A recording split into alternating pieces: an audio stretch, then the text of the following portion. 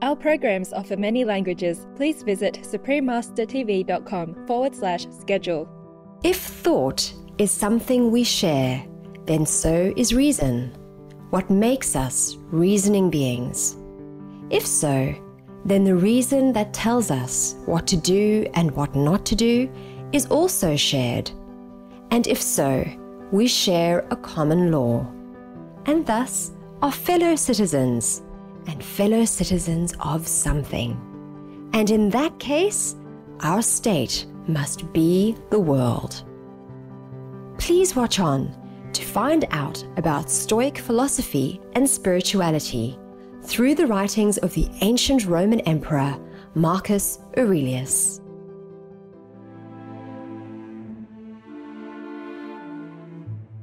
Buongiorno, visionary viewers. Buongiorno means good day in Italian. I'm Natale. The bright-hearted Italian people wish your life to be showered with the warmth of the heavenly sun. God loves you.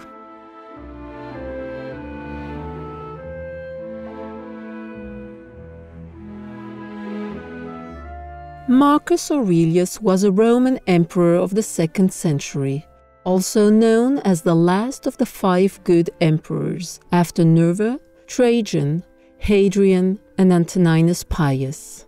During his 19 years of leadership, Aurelius gained a reputation as a philosopher king.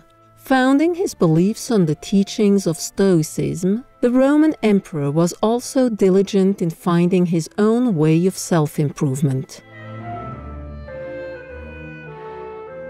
Stoicism is an ancient Hellenistic philosophy that teaches one to accept and surrender to what life brings, without seeking pleasure or having fear of pain, and to treat others in a fair and respectful manner. Marcus Aurelius wrote personal notes and ideas on Stoic philosophy and spirituality as a source of guidance for himself. These notes, originally written in medieval Greek, formed a collection titled Meditations. This 12-volume work has been revered by many other philosophers over the centuries and is praised as a real testament to a government of duty and service.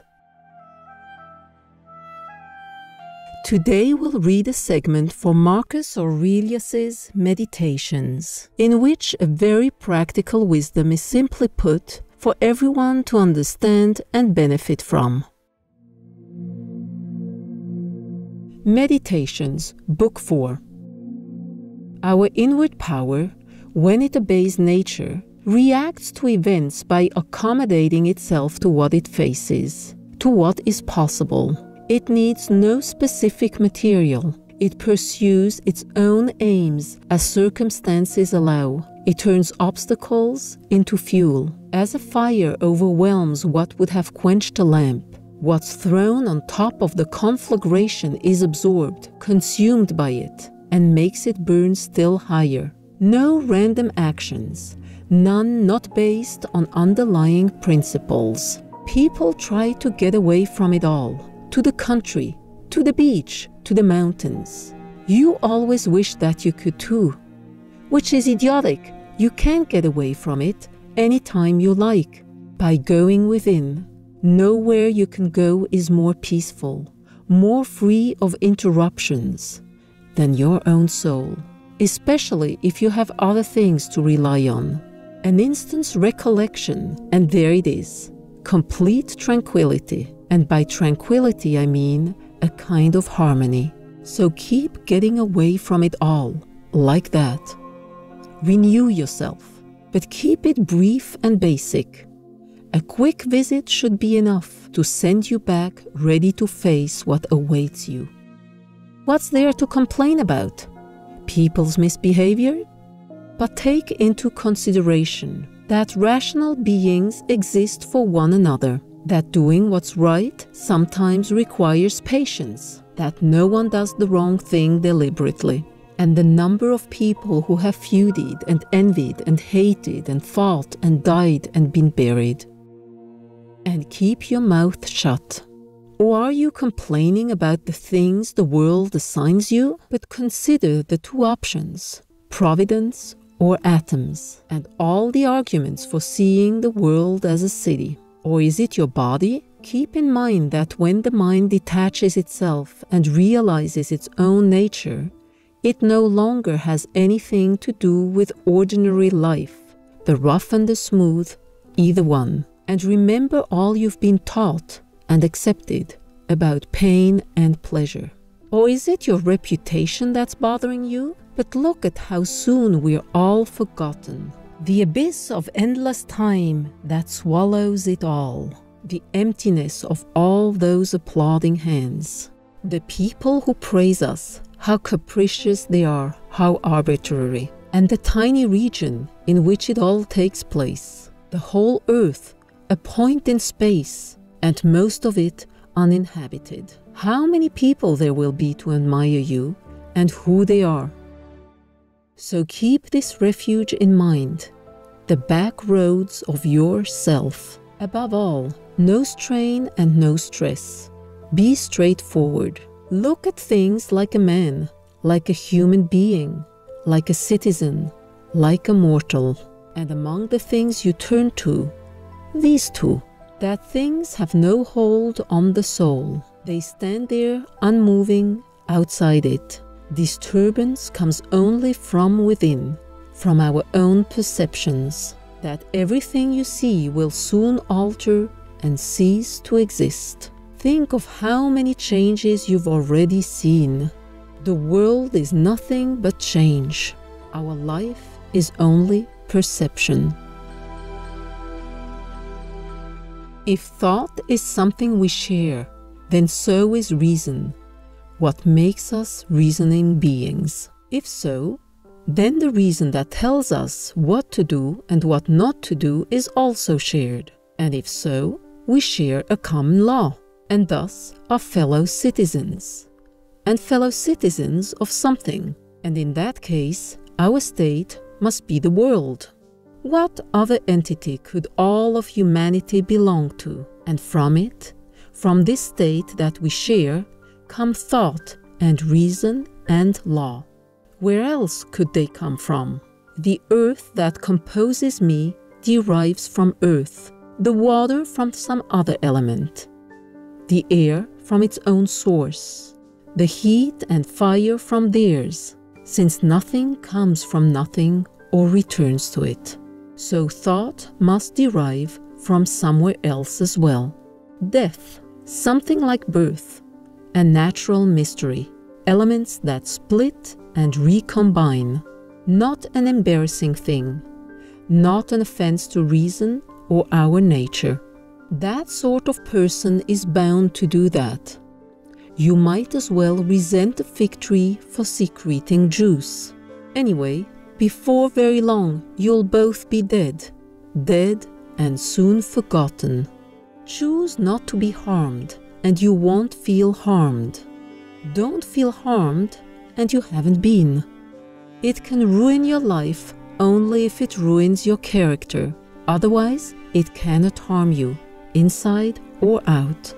It was for the best, so nature had no choice but to do it. That every event is the right one. Look closely and you'll see. Not just the right one overall, but right. As if someone had weighed it out with scales. Keep looking closely like that and embody it in your actions. Goodness, what defines a good person? Keep to it in everything you do. Not what your enemy sees and hopes that you will, but what's really there. Two kinds of readiness are constantly needed. One, to do only what the Logos, the rational divine power pervading the universe of authority and law directs, with the good of human beings in mind. To reconsider your position when someone can set you straight or convert you to his. But your conversion should always rest on the conviction that it's right or benefits others, nothing else. Not because it's more appealing or more popular. You have a mind? Yes. Well, why not use it? Isn't that all you want? For it to do its job? You have functioned as a part of something. You will vanish into what produced you, or be restored rather, to the Logos from which all things spring, by being changed.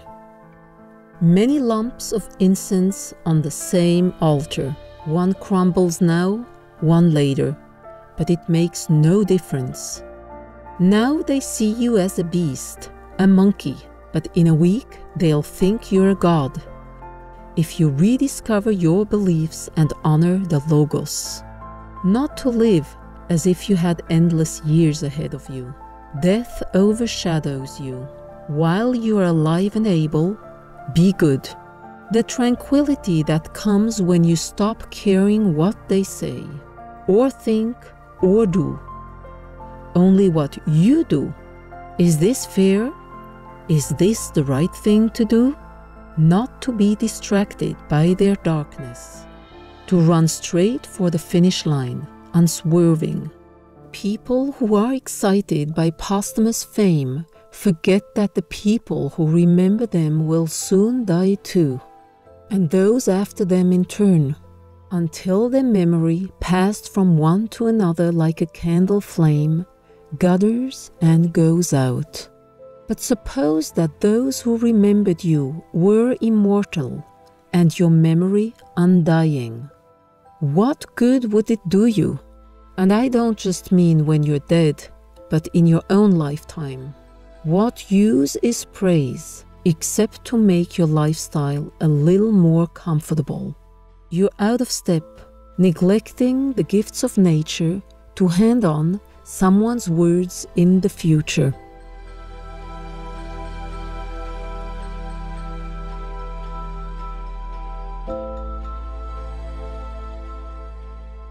Respected viewers, we thank you for being with us on today's Words of Wisdom. Please tune in tomorrow for the second part of Marcus Aurelius's Meditations, selection from Book 4. Coming up next is Sharing Love Through Food, Loving Huts in East and Southeast Asia, Part 3 of 3, right after Noteworthy News, here on Supreme Master Television. Please stay tuned for more positive programming. May true love and virtue be your heavenly constants throughout your life.